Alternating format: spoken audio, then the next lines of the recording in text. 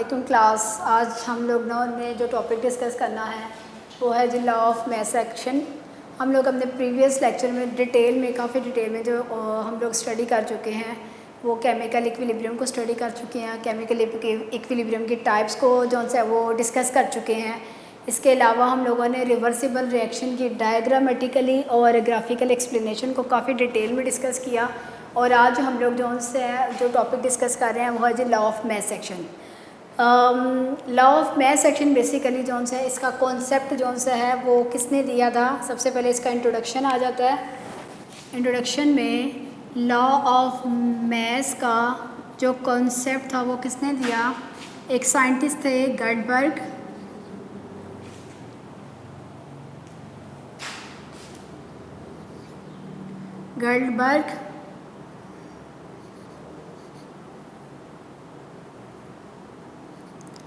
And veg.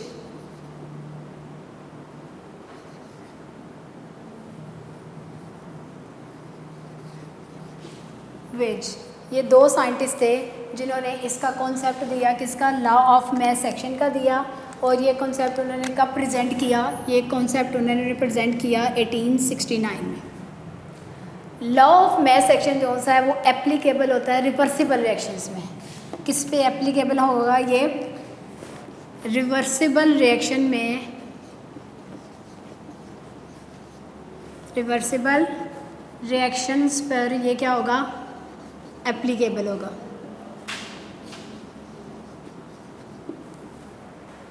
ठीक है। ये लॉ बेसिकली हमें बताता क्या है, ये लॉ हमें बताता क्या है जी, ये एक्सप्लेन करता है क्या चीज़, रिलेशनशिप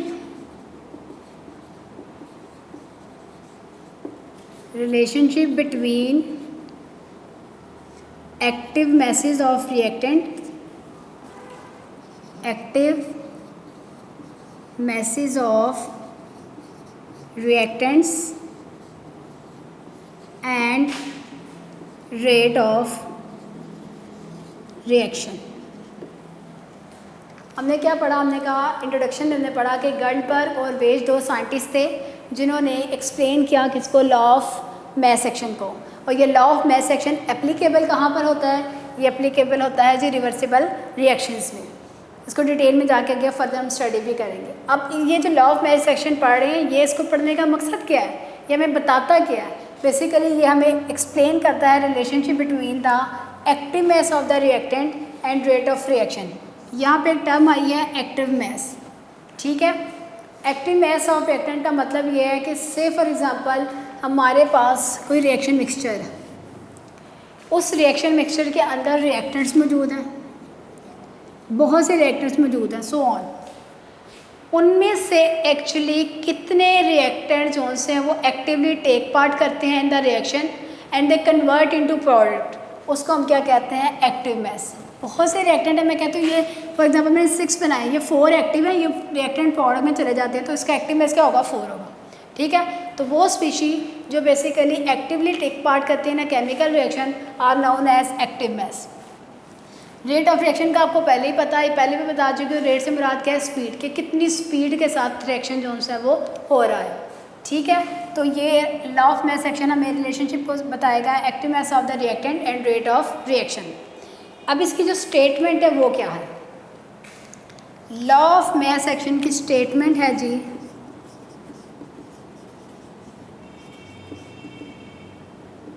स्टेटमेंट है इसकी,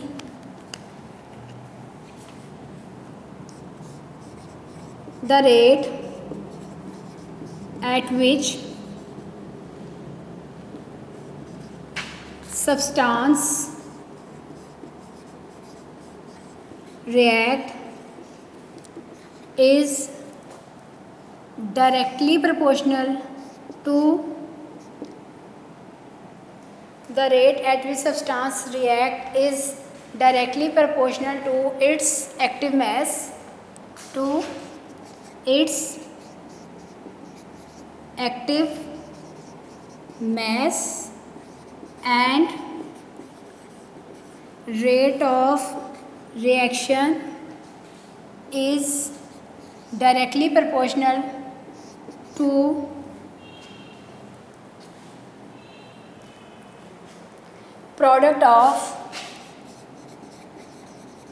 product of active masses of reacting substance। ठीक है, reacting substance। चलें जी, अब इसने मैंने क्या कहा, मैंने कहा रिलेशनशिप बताता है किसके दरमियान, एक्टिव मैस के दरमियान में of reactant and rate of reaction, यानी इन दोनों के दरमियान में क्या रिलेशनशिप है। तो कौन सा रिलेशनशिप आया, डायरेक्ट रिलेशनशिप आया। कौन सा रिलेशनशिप इसमें आया है जी, direct relation. The rate at which substance react is directly proportional to its active mass and rate of reaction is directly proportional to product of active masses of reacting substance. अब इसमें term जो active mass आई है वो मैंने आपको बता दी है कि वो क्या है जी, जो स्पीशी बेसिकली क्या करती है जी, एक्टिवली टेक पार्ट करती है ना केमिकल रिएक्शन, उसको हम लोग क्या कहते हैं जी, उसको हम लोग कहते हैं एक्टिव मैस। ठीक है, अब जो हम लोग है ना एक्टिव मैस, इसको represent it is considered as molar concentration. ठीक है, एक्टिव मैस को हम लोग क्या कंसिडर करते हैं, active mass is basically molar concentration. ठीक है, मोलर कंसंट्रेशन का अगर आपको 9th में यूनिट याद हो तो उसका क्या यूनिट हम लोगों ने पढ़ा हुआ है, मोलर कंसंट्रेशन का यूनिट होता है जी मोल पर DMQ। इसका यूनिट क्या है जी, मोल यानी एक्टिव मैस का यूनिट क्या है जी, फिर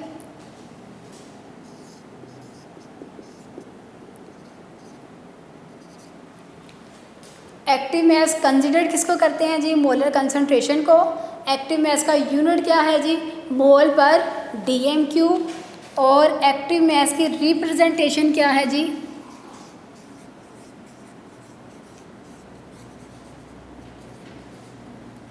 इसको हम एक्सप्लेन करते हैं जी स्क्वायर ब्रैकेट के साथ। कैसे एक्सप्लेन करते हैं जी इसको, स्क्वायर ब्रैकेट के साथ। ठीक है, अब हम लोगों ने जो हमसे है वो डिस्कस करना है जी। अब ये जो हमारा स्टेटमेंट हम लोगों ने पढ़ी है, इसके 2 पार्ट्स हैं। पहला पार्ट इसका गया, rate at which substance react is directly proportional to active mass, यानी जो रेट है और जो सब्सटेंस एक्टिवली रिएक्ट कर रहा है उनका आपस में कौन सा रिलेशनशिप है, उनका आपस में डायरेक्ट रिलेशनशिप है। ठीक है, और rate of reaction is directly proportional to product of active masses of reacting substance. यहाँ से प्रोडक्ट से मुराद रिएक्टेंट और प्रोडक्ट वाला है, प्रोडक्ट नहीं, यहाँ प्रोडक्ट से मुराद क्या है जी, इसका मतलब ये है मल्टीप्लाई करना है। ठीक है, अभी मैथमेटिकल फॉर्म करते हैं तो आपको ज़्यादा क्लियरेंस हो जाएगी। अब हम लोग इसकी डेरिवेशन करते हैं। हम लोगों ने क्या करनी है जी, इसकी derivation of expression for equilibrium constant.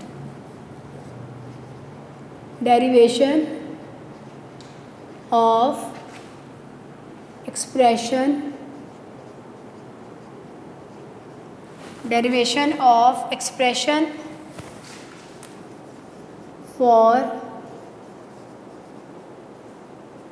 equilibrium constant।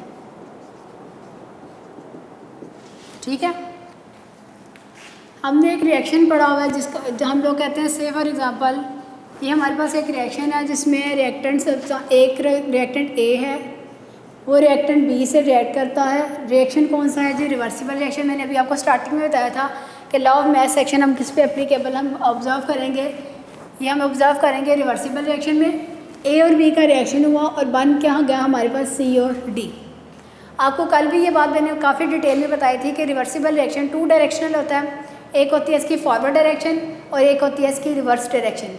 हमने रेट ऑफ रिएक्शन जौन सा है, क्योंकि मैंने क्या बताया था, ये रेट ऑफ रिएक्शन को के रिलेशन को बताएगा, तो हमने देखना है कि फॉरवर्ड जब रिएक्शन हो रहा होता है तो तब रेट ऑफ रिएक्शन क्या होता है, और जब रिएक्शन रिवर्स डायरेक्शन में होता है तो तब रेट ऑफ रिएक्शन क्या होता है। ठीक है, पहले हम लिखेंगे जी फॉरवर्ड रिएक्शन के लिए। अगर हमारे पास रिएक्शन फॉरवर्ड हो रहा है तो हम क्या लिखेंगे जी,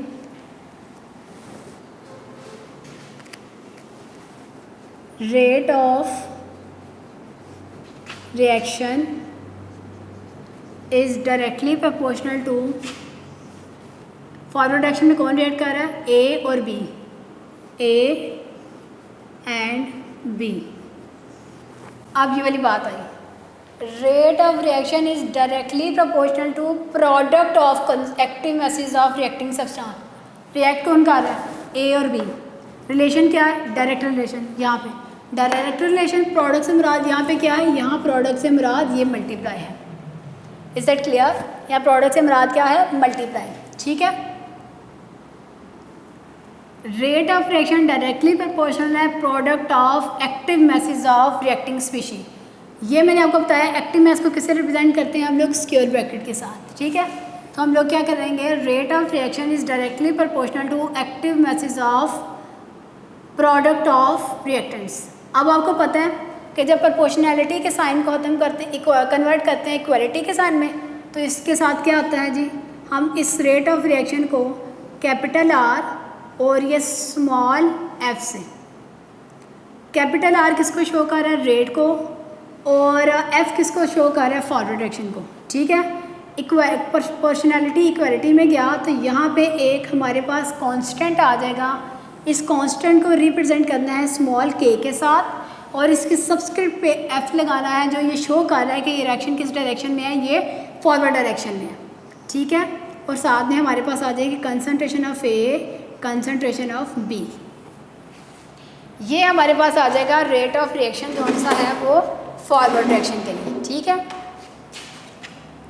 ये अब हम लोगों ने डेरिवेशन स्टार्ट कर दी हुई है। ठीक है, हम लिख भी लेते हैं अकॉर्डिंग टू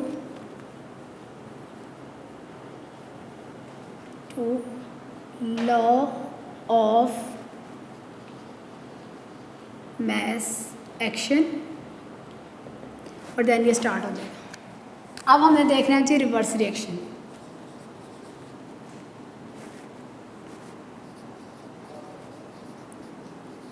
रिवर्स में क्या होगा, सेम, रेट ऑफ रिएक्शन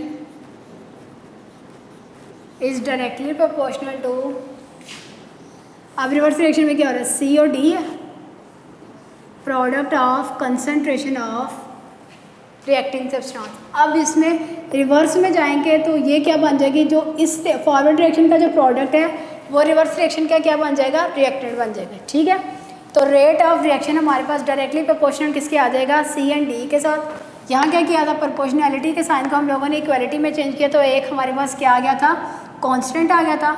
हम लिखेंगे यहाँ पे आर आर, ये आर कैपिटल आर रिप्रेजेंट करता है रेट को, स्मॉल आर शो करता है रिवर्स रिएक्शन को। प्रोपोर्शनैलिटी का साइन किस में चेंज हुआ, इक्वालिटी में, इसकी जगह स्मॉल के आ जाएगा, product of C and D. अब ये देखें, बार बार एक ही बात हो रही है कि rate of reaction is directly proportional to the active masses of the reactive substance. Rate of reaction is directly proportional to active masses of reacting substance. अब हम लोग कहते हैं कि जैसे रिवर्सिबल रिएक्शन में क्या होता है, तो तीन कंडीशंस होती है ना, एक होता है पहले फॉरवर्ड रिएक्शन में रिएक्शन जा रहा होता है, फिर वो रिवर्स रिएक्शन में होता है, और फिर एट सर्टन टाइम के बाद वो किस में आ जाता है, इक्विलिब्रियम पे आ जाता है। तो हम लिखेंगे at equilibrium, at equilibrium. Equilibrium पे क्या हुआ, हमने पीछे पढ़ा हुआ था, कल हमने डिटेल में पढ़ा था, rate of forward reaction becomes equal to rate of reverse reaction. अब रेट ऑफ फॉरवर्ड डायरेक्शन की आर एफ किसके इक्वल है, आर एफ की वैल्यू आई है जी K F, concentration of A, concentration of B, और आर आर क्या है, K small K R, concentration of C, concentration of D. अब हम लोगों ने क्या करना है, जो कांस्टेंट है वो दोनों एक तरफ कर लेना है। अब ये के एफ मल्टीप्लाई हो रहा है इनके साथ, ठीक है, के एफ अगर इधर ही रहता है, के आर इधर मल्टीप्लाई हो रहा है, मल्टीप्लिकेशन वाला साइन इधर जाके क्या हो जाता है, ये डिवाइड हो जाता है, यहाँ के आर आगे डिवाइड हो जाएगा। ये C D, concentration of C, concentration of D divided by concentration of A, concentration of B. ठीक है, ये इधर दोनों आपस में मल्टीप्लाई हो रहे थे, ये इधर आके डिवाइड हो गया, ये इधर दोनों आपस में मल्टीप्लाई हो रहे थे, ये के आर इधर आके डिवाइड हो गया। सिंपली हम लोगों ने किया क्या, हम लोगों ने कांस्टेंट एक तरफ कर दिए और जो दूसरी हमारे पास वैल्यूज थी उन लोगों को हम लोगों ने एक तरफ कर दिया। अब ये जो के एफ ओवर के सी होता है ये एक और कांस्टेंट के इक्वल होता है, ठीक है। के एफ ओवर के आर इज इक्वल टू होता है एक और कांस्टेंट को जिसको कहते हैं केमिकल इक्विलिब्रियम कांस्टेंट, ठीक है। अब इस पे डिफरेंस क्या है, आपने ये बच्चे अक्सर जो है ना वो मिस्टेक कर देते हैं कि वो स्मॉल के और स्मॉल के जो स्मॉल के एफ और स्मॉल के आर, जब हम लोगों ने कांस्टेंट शो करने ना फॉरवर्ड डायरेक्शन के लिए और रिवर्स डायरेक्शन के लिए, तब हम लोगों के लिए कांस्टेंट के जो उसका क्या होना चाहिए, वो स्मॉल होना चाहिए। Is that clear? लेकिन जब हम लोगों ने इक्विलिब्रियम कांस्टेंट लिखना है उसके लिए के हमारे पास क्या होना चाहिए, कैपिटल होना चाहिए। तो के एफ ओवर के आर को हम लोग रिप्लेस कर सकते हैं के सी के साथ। ये जो के सी आया है ये हमारे पास क्या है जी, इक्विलिब्रियम कांस्टेंट है, ठीक है। ये क्या है जी, product of concentration of product to, ये रेशो शो करे to product of concentration of reactant, ठीक है। तो इस तरीके से हम लोग इसको रिप्रेजेंट कर सकते हैं। अब ये जो मैंने रिएक्शन लिखा है इसमें कुछ थोड़ी सी चीज़ें जो मैंने आपको बतानी है। अब आप इसमें देखें, इस रिएक्शन में ए और बी दोनों क्या हैं जी, रिएक्टेंट्स। ये रिएक्शन कौन सा है जी, फॉरवर्ड। ये रिएक्शन कौन सा है जी, रिवर्स। सी और डी दोनों क्या है हमारे पास, ये हमारे पास हैं जी प्रोडक्ट्स। अच्छा, अब आप ये याद रखें, जब मैं लिखूंगी ना सिर्फ ए और बी, इसका मतलब है रिएक्टेंट्स, ठीक है। लेकिन अगर इसी ए और बी को हम लोग लिख दें इन द स्क्वायर ब्रैकेट, तो तब इसको हम क्या कहेंगे, ये हमारे पास है molar concentration of reactant A and B. ये जो हमारे पास स्क्वायर ब्रैकेट है ये किसको शो करती है जी, मोलर कंसंट्रेशन को ये शो करती है, ठीक है। यहाँ तक क्लियर हो गया सबको? अब ना ये एक क्वेश्चन आता होता है जी, लॉन्ग क्वेश्चन आता होता है, state law of mass action and derive expression for equilibrium constant for a general reaction. अब आपने ना ये सिंपल ये लॉ पढ़ लिया, ठीक है। इसी लॉ को हम लोगों ने अप्लाई करना है जी एक जनरल रिएक्शन के साथ, जनरल रिएक्शन पे अप्लाई करना है, ठीक है। अब इस रिएक्शन को हम लोग अप्लाई करते हैं जनरल रिएक्शंस के ऊपर, सारे का सारा वही है, ये जस्ट रेपिटिशन है इसकी।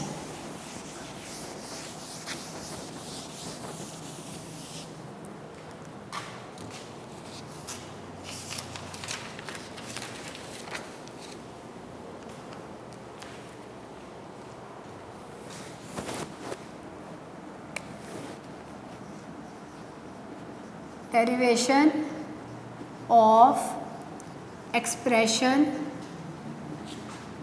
for equilibrium constant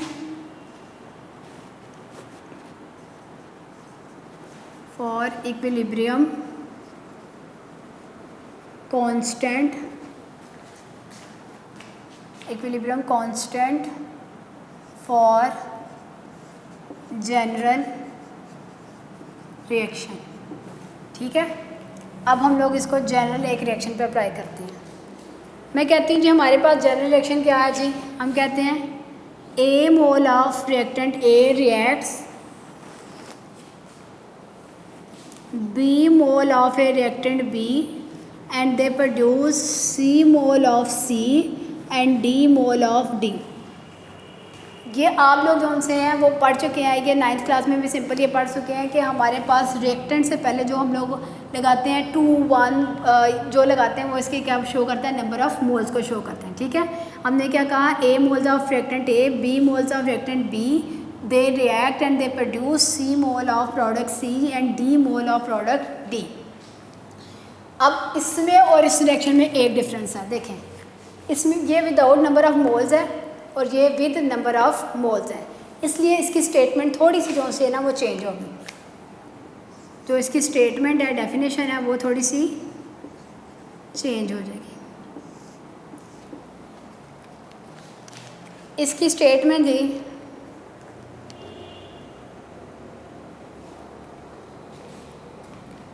rate of chemical reaction is directly proportional to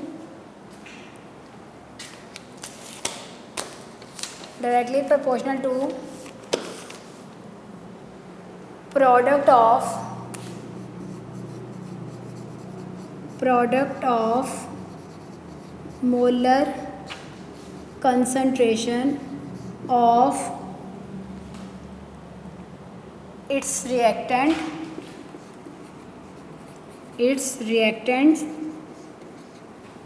raised to power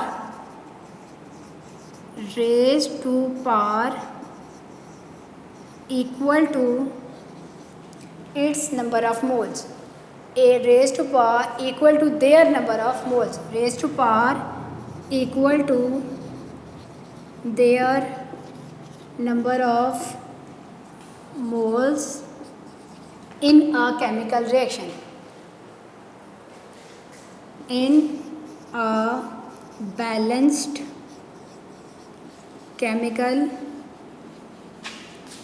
equation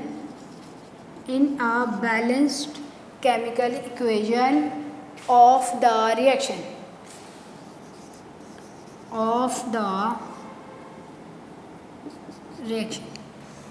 अब इसको भी जो सा ना हम लोग मैथमेटिकली करेंगे तो आपको ज़्यादा क्लियर हो जाएगी। इसमें क्या डिफरेंस, सिर्फ एक चीज़ का डिफरेंस आया है,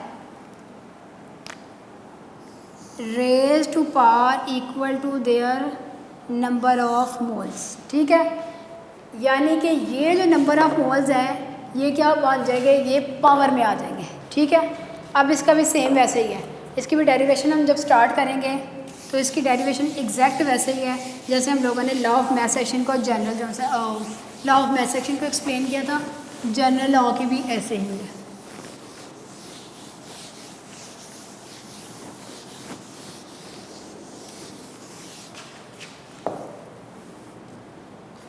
चलें जी, मैं लिखती हूँ जी फॉरवर्ड डायरेक्शन। फॉरवर्ड डायरेक्शन क्या है जी हमारे पास, rate of forward direction is directly proportional to rate of forward reaction is directly proportional to product of product of molar concentration of, product यानी मल्टीप्लाई ऑफ मोलर कंसंट्रेशन जो इसके reactant है कौन कौन से, and b raise to power equal to their number moles. अब मुझे बताएं ए के नंबर ऑफ मोल्स क्या हैं ए, और बी के नंबर ऑफ मोल्स क्या हैं बी। अच्छा, ये मिक्स नहीं करना है, कैपिटल ए शो करता है रिएक्टेंट को और स्मॉल ए शो करता है उसके नंबर ऑफ मोल्स को। ठीक है, कि नंबर ऑफ मोल्स ए के हमने कितने लिए। इसी तरह से बी शो करता है इसको रिएक्टेंट को, और स्मॉल बी जो सा है वो किसको शो करता है, इसके नंबर ऑफ मोल्स को। Same is the case is that कि जैसे R F rate of forward direction, proportionality को इक्वालिटी में चेंज किया, स्मॉल के एफ इक्वल के साथ क्या आ जाएगा, product of molar concentration of A and product of molar concentration of B. ठीक है, ये हमारे पास इसकी आ जाएगी फॉरवर्ड रिएक्शन के लिए। इसी तरह से हम लोगों ने लिखना है जी रिवर्स रिएक्शन के लिए।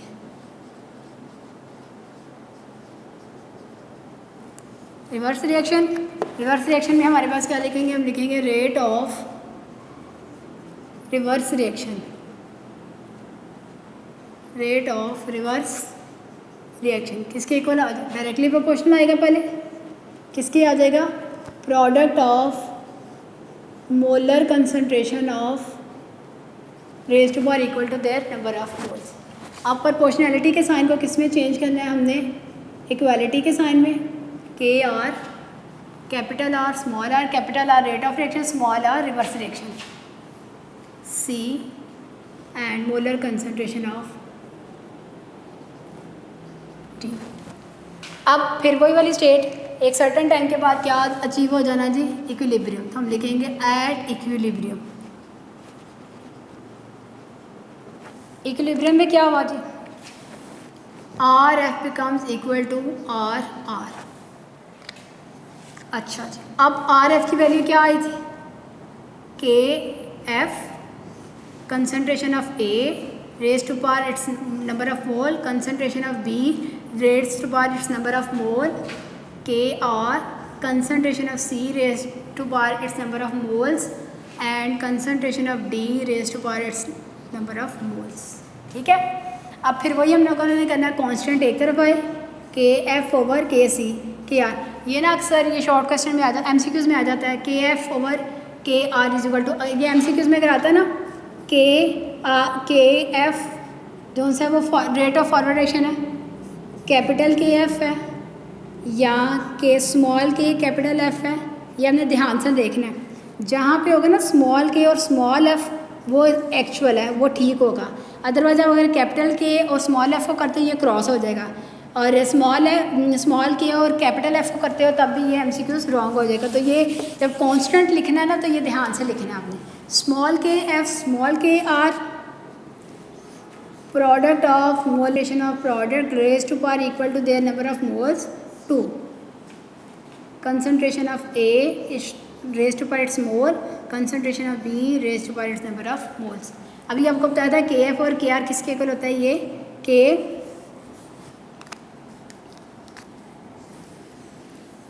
ये हमारे पास कांस्टेंट है, ये capital C concentration of C concentration of D 2 concentration of A concentration of B.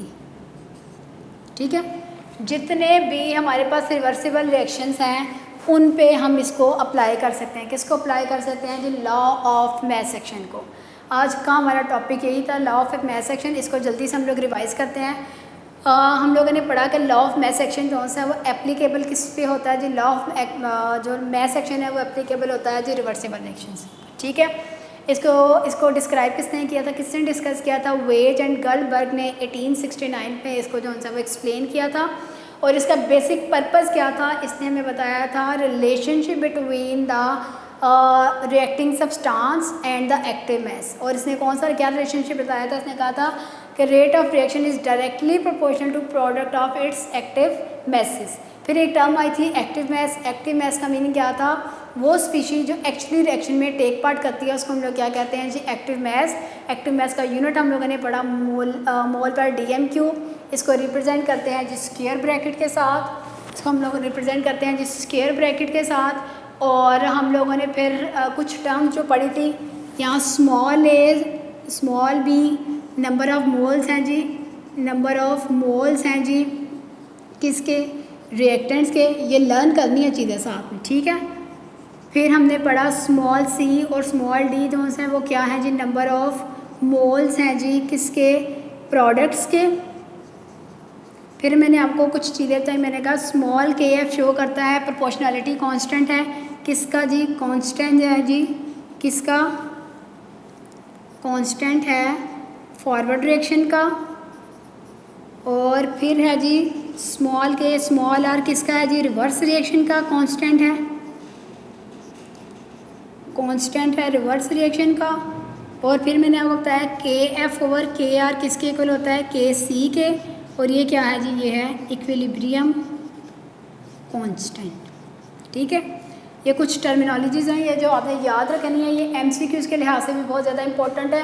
और जब ये आप लॉ को एक्सप्लेन कर रहे होंगे तो उसके साथ ये आप लोगों ने थ्योरी में इन चीज़ों को लिखना ज़रूरी होता है। ठीक है, या लॉ ऑफ मैथ सेक्शन का टॉपिक सारे के सारा जो उनसे वो मैथमेटिकल फॉर्म है, तो आपने कोशिश ये करनी है कि आप इसको 1-2 बार प्रैक्टिस करें, तभी आपको ये प्रॉपर वे में लर्न होगा।